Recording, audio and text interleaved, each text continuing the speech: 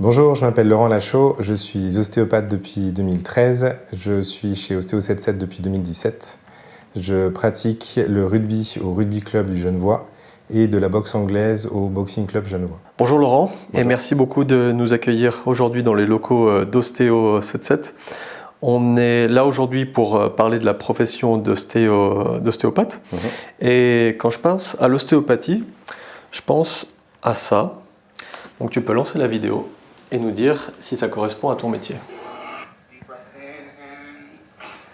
On voit bien qu'il y a une lésion des structures. En tout cas, ça ne correspond pas du tout à notre profession et on voit bien que la personne s'y donne à un cœur joie, mais qu'il y a bien une lésion des structures, donc on travaille bien sûr pas du tout comme ça. Et quelle est l'origine de l'ostéopathie ? Alors l'origine, il me semble que c'est apparu au 19e siècle, créé par Andrew Taylor Still, qui est un médecin de l'époque qui cherchait une alternative en fait au traitement médicamenteux. Et du coup, il a développé des pratiques articulaires, des techniques manuelles pour soigner les gens. On va passer sur quelques questions très basiques, mais qui vont permettre de faire découvrir l'ostéopathie à nos auditeurs. C'est combien de temps ça dure une séance d'ostéopathie ? En moyenne, 45 minutes, ce qui comprend l'anamnèse, donc la discussion avec le patient, les tests, la phase de traitement et puis les conseils qu'on va donner au patient. Est-ce que tu pourrais nous en dire un petit peu plus sur chaque phase de cette séance ? Alors du coup, l'anamnèse, c'est la connaissance du patient, la raison pour laquelle il vient, ou la raison pour les questions qu'on va lui poser qui sont en rapport avec sa plainte. Ensuite, on aura la phase de test ostéopathique, où là, on va faire des tests en général de manière globale et de manière précise pour essayer de comprendre la problématique du patient. La troisième, dans la phase de traitement, c'est de comprendre le schéma du patient et de résoudre son problème. Et le quatrième, c'est les conseils qui seront en rapport avec la problématique. Donc tout dépend de la problématique, mais en gros on va souvent donner des conseils pour que le patient puisse être dans des bonnes conditions pour pas que le patient se rebloque par la suite du traitement. Est-ce qu'il y a besoin de matériel pour venir à une séance d'ostéopathie ? Alors non, il n'y a pas besoin de matériel, vous venez comme vous êtes. Et à quelle fréquence est-ce qu'on devrait venir voir son ostéopathe ? Alors ça c'est assez compliqué à répondre parce que tout dépend en fait du contexte pour lequel le patient vient. Tout dépend de votre hygiène de vie, de l'activité physique que vous faites, du stress que vous éprouvez. Il y a beaucoup de paramètres à prendre en compte. Donc en fait, ça le mieux, c'est vraiment d'en parler avec l'ostéopathe parce que tout va dépendre en fait de la prise en charge qu'on va prendre avec le patient. On entend souvent des gens parler de physiothérapie et d'ostéopathie. Mais c'est quoi en fait la différence entre ces deux pratiques ? Alors c'est deux métiers qui sont dans le domaine de la santé, qui font partie de la grande famille de la thérapie manuelle. On peut aussi ajouter la chiropraxie et puis la médecine manuelle. Et elles vont différer de par leur formation et leur philosophie. La physiothérapie, ils vont plutôt travailler sur des tests actifs avec le patient, souvent dans les cas de rééducation post-chirurgicale, rééducation justement par rapport à une blessure ou prévention aussi dans les blessures. Ils vont aussi travailler dans la réadaptation cardiaque, pulmonaire et puis neurologique aussi. L'ostéopathie va plutôt principalement travailler le tissu conjonctif qui va aborder en fait de manière générale sur tous les systèmes. Donc on va avoir un travail qui va être plus profond sur l'investigation de ces différents systèmes, que ce soit vasculaire, musculaire, viscéral, crânien.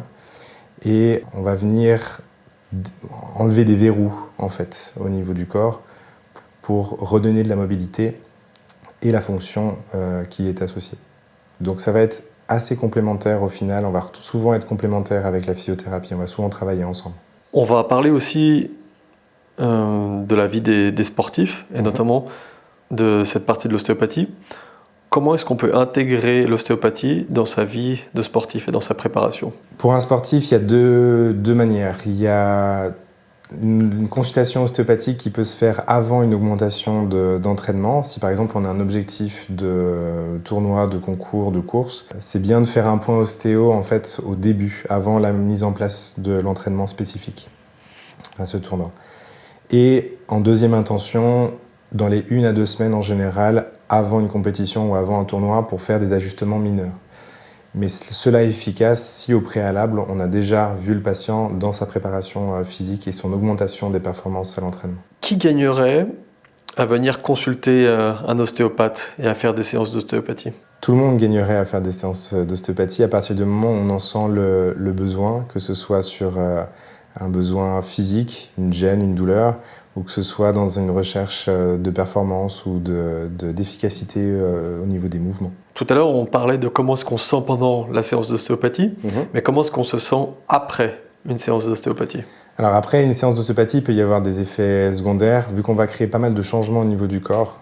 On va pas mal modifier des fois la répartition du poids. Ça peut créer en fait des gènes, donc des courbatures en général, ce qui est souvent décrit.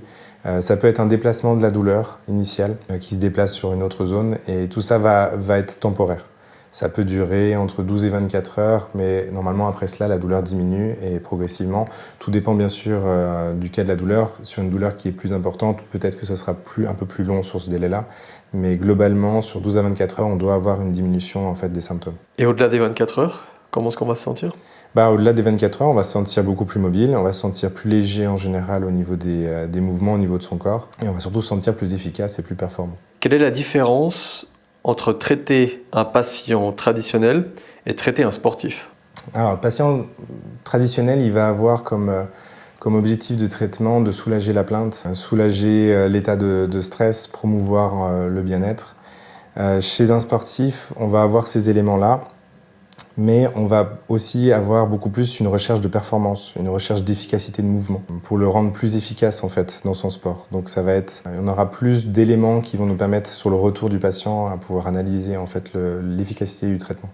Comment est-ce que vous adaptez vos techniques d'ostéopathie et votre approche pour répondre à ces besoins spécifiques des sportifs de haut niveau? Pour un sportif de haut niveau, on va toujours avoir ce travail de globalité. On va toujours essayer de prendre le sportif dans sa globalité, mais en prenant en compte justement ses antécédents, ses anciennes blessures notamment. Et justement, selon les sports, c'est là où ça diffère un petit peu, c'est-à-dire que selon l'activité sportive, on va peut-être pas aussi avoir la même intensité. Je m'explique. Quand j'ai par exemple un patient qui vient, un boxeur ou un rugbyman, suite à des traumatismes importants et qu'on doit lâcher des tensions, le travail sera peut-être plus intense dans le traitement qu'un autre aspect sportif. Et on entend souvent justement qu'il faut du repos après une séance d'ostéopathie. Comment est-ce qu'on peut appliquer ça à des sportifs professionnels qui utilisent leur corps pour faire leur métier? En fait, il n'y aura jamais en tout cas très rarement, du repos strict. C'est là où il faut qu'on soit aussi précis sur les conseils qu'on va donner aux patients après les consultations. La plupart du temps, de manière générale, ça ne s'applique pas à tous les sports, mais de manière générale, on va souvent demander aux sportifs de pratiquer son sport à plus faible intensité sur une recherche plus technique. Donc on va surtout jouer sur la diminution de l'intensité de l'entraînement, mais pas sur un arrêt strict et un repos strict, qui sera plutôt néfaste à mon sens pour l'encadrement des sportifs professionnels. Quels sont les principaux défis que vous rencontrez lors du traitement des sportifs de haut niveau? Et comment est-ce que vous faites pour passer au-delà de ces défis? Le défi principal, c'est d'arriver à trouver sa place dans un rythme d'entraînement qui est intense. Un sportif professionnel va avoir un rythme très soutenu d'entraînement. Le problème, c'est qu'en ostéopathie, comme je l'ai dit tout à l'heure, on va créer des changements, que ce soit sur la répartition de poids, que ce soit sur une nouvelle aptitude de l'articulation à bouger, ce qui va faire des changements. Le problème, c'est qu'une reprise trop agressive, trop intense de l'activité peut des fois annuler un peu l'effet du traitement. C'est pour ça qu'on nous conseille justement aux patients sportifs d'avoir un retour très progressif à l'entraînement et de ne pas reprendre les entraînements de manière intense. Sur des ajustements mineurs qu'on peut faire dans un cadre de suivi, là c'est différent. Mais dans un cadre de traitement, c'est mieux d'avoir un retour très progressif. J'ai un exemple par rapport à ça. J'ai un de mes amis du rugby qui, à chaque avant-match, me demande de le manipuler pour qu'il puisse être beaucoup plus libre au niveau des mouvements pour faire son match. Malgré que je lui explique qu'il faut faire un travail de suivi derrière pour que ce soit plus intéressant et plus efficace, chose qu'il ne fait pas. Il revient quand même me voir avant chaque match pour que je le débloque et qu'il puisse faire son match. Quel conseil est-ce que tu donnerais aux sportifs de haut niveau pour intégrer l'ostéopathie dans leur programme d'entraînement, de préparation et de récupération? Il y a justement tout un travail de suivi sportif avant l'augmentation des performances, un travail d'ajustement avant une compétition et puis très souvent aussi dans la récupération. un réajustement après un effort important, où là on va aussi suivre les sportifs et les permettre de récupérer beaucoup plus rapidement pour la suite. Si on revient sur cet exemple du coureur, prenons un coureur de 1500 mètres par exemple, qui va préparer les Jeux Olympiques de Paris cet été. À quel moment est-ce que tu vas devoir le voir en sachant qu'on est 3 mois avant la compétition? Déjà maintenant. Je vais déjà le voir maintenant parce que 3 mois, ça fait partie, c'est encore dans le début du programme de préparation. Donc je vais déjà le voir maintenant et puis sur une notion de manque d'évolution. S'il a un problème d'évoluer par exemple dans son entraînement, s'il sent qu'il stagne, là ça va être intéressant de faire un point aussi au niveau ostéo, ou s'il y a même une diminution, on peut justement aussi analyser ça puis l'aider justement à continuer d'augmenter ses performances. Il y aura aussi justement une prise en charge ostéopathique 1 à 2 semaines avant justement la course pour des ajustements mineurs. Et puis en général, on les voit souvent les semaines après pour justement une remise à niveau après avoir fait un effort important. Quel conseil en tant qu'ostéopathe, est-ce que tu pourrais leur donner de manière générale? Alors il y a souvent les échauffements, souvent quelque chose qui revient très souvent, on a tendance à négliger les échauffements. J'ai trop souvent des sportifs de tout niveau qui se blessent par manque de préparation. C'est là où justement j'essaie d'insister aussi là-dessus et qu'on devrait tous, en encadrant les sportifs, insister sur cette préparation. Pour moi, il n'y a pas de temps fixe de préparation, en fait, d'échauffement avant une activité sportive. Souvent, on entend 5, 10. Le problème, c'est que pour moi, il n'y a pas de notion de temps, il y a une notion de sensation. À partir du moment où vous avez la sensation que vous êtes dedans, votre corps est chaud, là, vous êtes efficace et là, vous pouvez démarrer votre activité. Autre chose aussi, ce que j'entends souvent et ce qui pour moi est une erreur, c'est qu'il y a trop de patients qui viennent en disant qu'ils commencent leur activité pour s'échauffer. Or, pour moi, certes, c'est un échauffement cardiaque et d'augmentation de température du corps, mais pour moi, c'est déjà trop intense et trop violent pour les articulations. Donc, pour moi, il y a d'abord une mise en route progressive avec de la mobilité de mouvements articulaires avant de démarrer une activité physique.